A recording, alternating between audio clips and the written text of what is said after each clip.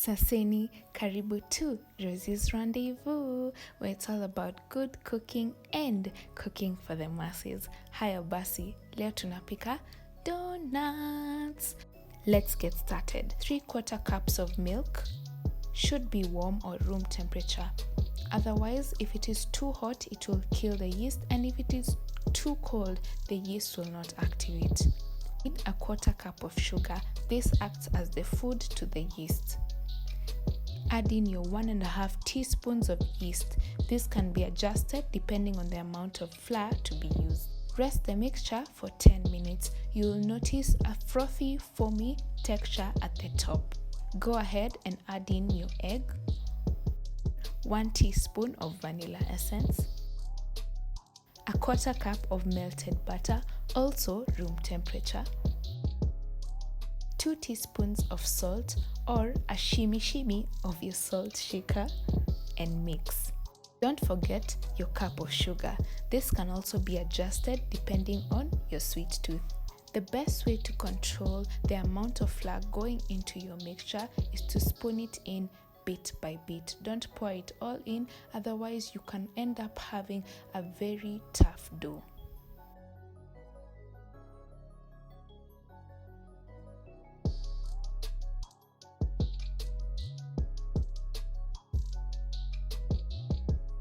Once the mixture has come together, pour it out and start kneading. Ensure you have enough flour on your surface so that the dough doesn't stick.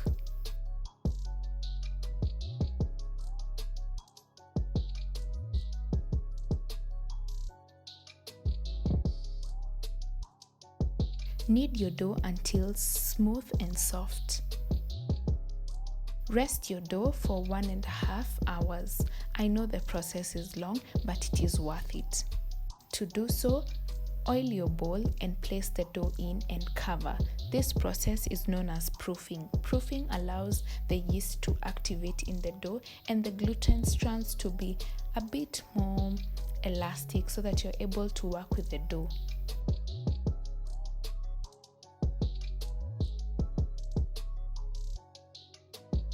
After the time elapses, you will notice your dough has risen. So punch the hell out of your dough and remove the excess air.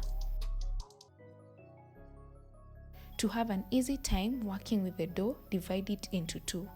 Place the other dough into the bowl and cover so that it does not dry out. Dust your surface and your rolling pin so that the dough does not stick to either.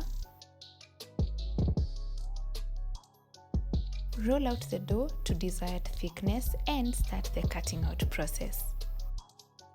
If you're a simple home cook like me, you can use a glass to cut out the shape of your donuts and a bottle top to cut out the donut holes. I used a pastry tip because it's the right size for my donut holes. Allow the cut out donuts and the donut holes to rest for another 1 hour. The proofing releases extra air into the dough and allows your donuts to become airy once they are cooked. It is time for the cooking. If the oil is too hot, the donuts will only cook on the outside and not in the inside. This is a no-no, so please ensure you're using the right temperature. How to know your donuts are done cooking is to look at the bubbling of the oil. If the bubbling has lessened, it means your donuts are done.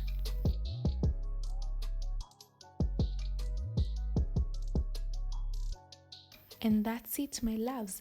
That's how to make yeasty donuts. You can have these donuts any time of the day, morning, noon, and night. It is the go-to recipe for me. If you like this video, please like, share, and subscribe, and I will see you next week. Bye!